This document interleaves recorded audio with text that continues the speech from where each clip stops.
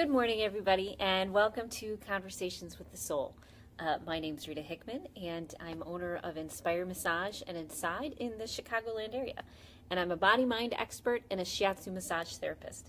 We do these live streams every morning, Monday through Friday at about 8:15. Good morning, Kathy. How nice to see you today.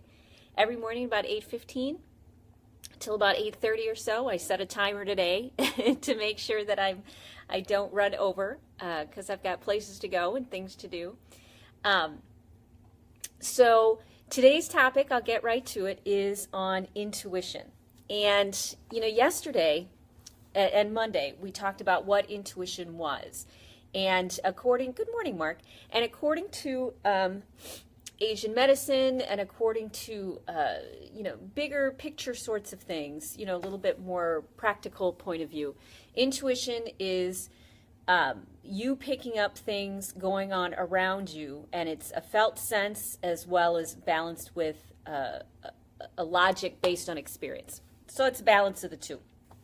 And working through the issues, working through the body issues that, good morning, Jennifer, working through the body issues and the mental blocks in order to really get our intuition to be spot on and exactly what we need. There's, a couple things that you can do. So yesterday, we talked about, I don't even remember what we talked about yesterday. Oh, we talked about the nervous system. That's right. We talked about the nervous system and how to dial down the nervous system with music or lighting or baths or things like that so that you can hear what's going on with your intuition. Good morning, Janine.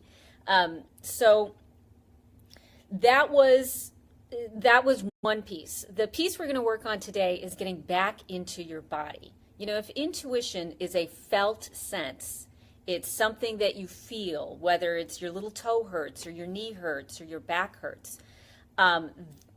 That's your body talking to you. And the toughest thing to do is figure out what your body's actually saying. Because many times our brain will try to come up with solutions or answers to why we feel the way that we feel. But if it's not based on good information, if it's not based on experiences, then your intuition will be off, because you won't know what something means. But the biggest issue that people have these days is that they don't feel the subtleties of their body. So much is expected of people, so much is expected of how we, what we need to achieve, where we need to go, who we need to serve.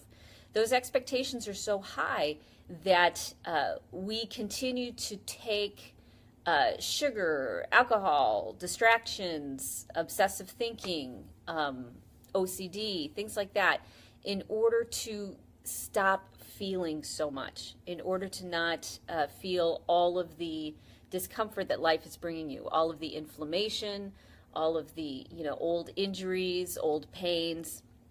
Many times people only know their intuition when something big happens. For people who have old injuries, let's say in their knee or their back, they can tell when a storm's coming. They don't know why, but they can tell.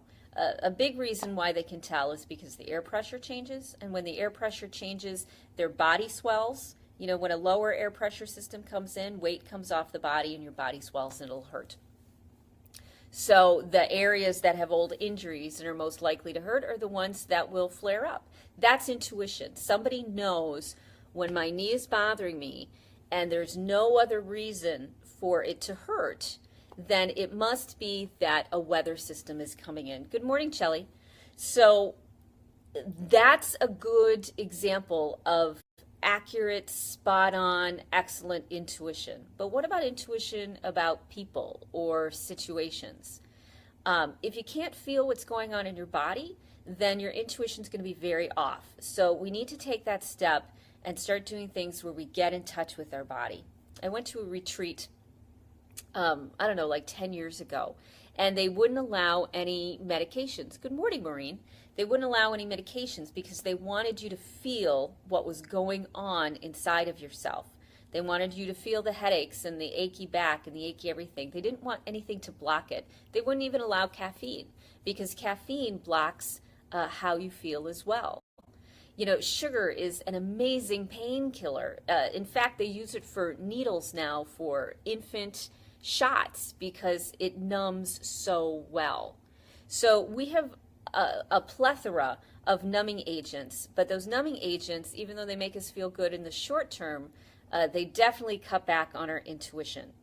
So we're going to get back into our body a little bit.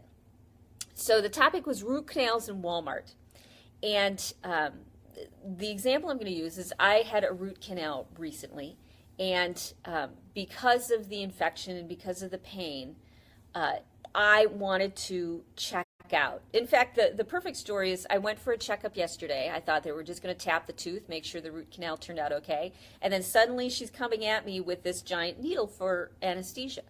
And my mind said, wait, I'm not psychologically prepared for this. I don't know what, I didn't expect this. No. You know, but of course you don't say anything and you go through with it because you're like, okay. But what I immediately did is my consciousness checked out. And for a lot of people who went through trauma or difficult times when they were kids, they learned this skill really, really well. How to ignore what's going on inside of you and find a quiet place where you don't feel your environment. You don't hear or feel people yelling at you or hurting you in some way, or emotional pain or physical pain. We go into that quiet space. So that's another coping skill that people have, especially if they had trauma as children. They go into that quiet space and they totally disconnect from their body. It allows them to deal with abuse. It allows them to deal with emotional abuse, physical abuse, things like that. So I went to that quiet place. You know, this needle's coming at me and I just checked out. I tuned out. And that's what happens when we get hurt. When anything hurts us in any way, our knee-jerk reaction is to check out from it, to take our consciousness out of the situation and go someplace else. The problem with that is as life goes by, we get so many experiences which cause us so much pain, and we check out in more and more situations, and we check out in more and more parts of our body until we don't feel anything at all, except things which cause us extreme pain or extreme heartache of some sort. So we have checked out so often, we've avoided painful things so often that we don't feel much anymore, except maybe chronically and constantly in pain or discomfort. So my root canal was a great reminder of, oh yeah, we take our consciousness out of difficult situations. So the reverse of this is a story of when I was in Walmart not too long ago. And the person that I was with, they have... they've got a lot of old memories. They've got a lot of triggers. And because of these triggers, it doesn't take much. Good morning, Julie. So because of these triggers, it doesn't take much for them to negatively react to a situation. Now, if you talk to a lot of healers, and I am one of them, then we know... Whoops. Sorry about that. All right, we got us back up and running. All right, we know that love heals a lot of things. We know that when we give people a new positive experience of love and kindness, that their beliefs will shift and that their life will start to shift. So that's exactly what I did. I was present with them, I was conscious with them, and then I gave them a new experience. They're going into this emotional reaction, and I'm giving them a positive, loving, and supportive experience through it. That's how we get our consciousness back into situations. If it's in our own body, we can bring, like with my root canal, we can bring our consciousness back through touch, through focusing on it, through visualizing it, by being present to those areas that had caused us pain, by combining what's going on in our mind and going on physically. That's how we bring our consciousness back in. If you're going to help somebody else and you want to bring their consciousness back in, you give them a different experience than what they're used to. You give them something new. If they're used to people reacting to their anger or reacting to their pain or being, angry and now a fight started, if you give them a different experience, that brings their consciousness into the situation and you're helping them heal. So those are two ways that you can do that. If you want to be more conscious of your body on a regular basis, I'm going to give you an exercise. The exercise is called full body breathing. Yesterday we talked about dialing down your nervous system and finding a place and space and time where you can calm your fight or flight down and let yourself get into an open space. When you're in that open space, when your mind is quiet, no distractions, doesn't take long. You only need like 15-20 minutes tops. You can do an exercise called full body breathing. And full body breathing is where you, in your mind's eye, see and feel yourself breathing. And you keep adding more and more parts to what you're feeling. So it starts out with breathing in the air, feeling it go, into your nostrils, down your throat, into your lungs, then feeling your lungs expand, and then visualizing how the oxygen is going into your bloodstream, that whole process, and then visualizing the oxygen going all around your body, feeling how your body adjusts and changes with each breath, and then the oxygen coming back, the carbon dioxide, and then coming out, and you breathing out.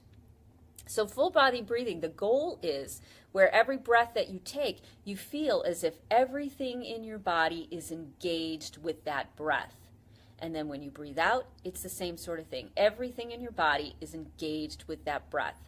If you start doing that exercise on a regular basis, you will start to bring your consciousness back into parts of you which are uncomfortable, back into parts that you've cut off and denied. This morning I had to deal with that myself. Something I've always had trouble with is abdominal issues.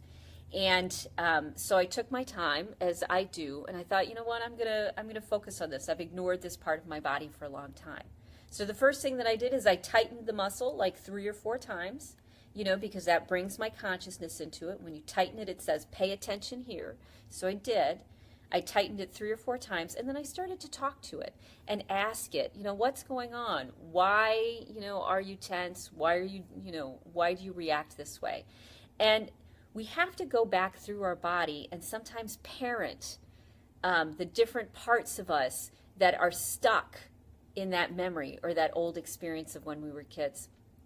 So I did a whole great self-dialogue with my hand rested on my stomach to keep the consciousness there, keep my presence there.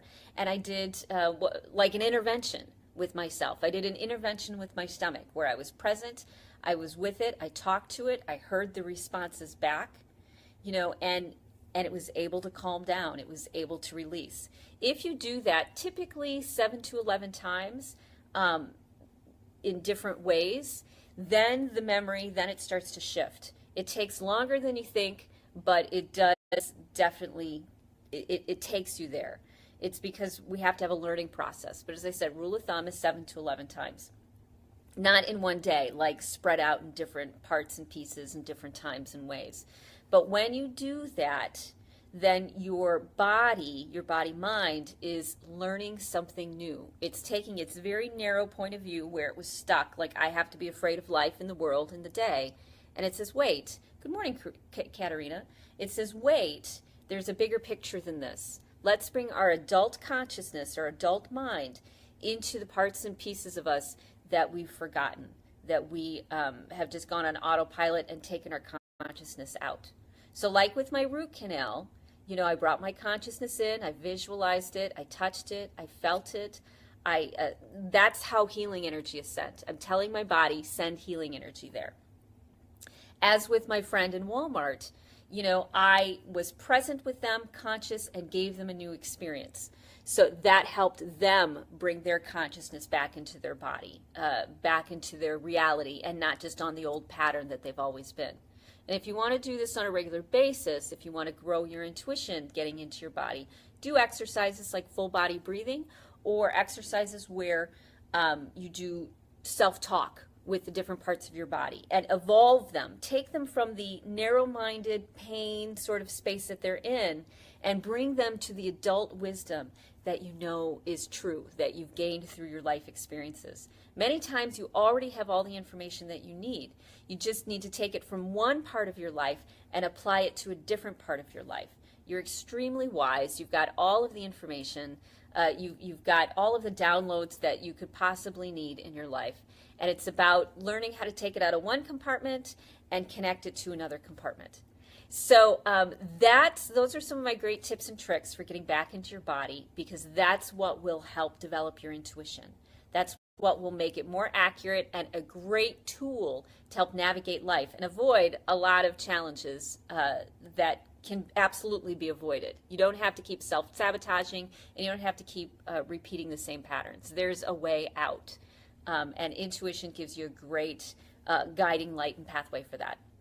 So if you love this, like it, share it, go to inspiremassage.com, sign up for our email list, or you can just contact me for an appointment. Message me, text me, email me, whatever, and we'll set something up. I do stuff in person, and I do stuff long distance by Skype and phone. So I hope you have a great rest of your day, and I will see you tomorrow. Not quite sure what we'll cover yet, but it'll definitely be about intuition. Have a great day. Bye.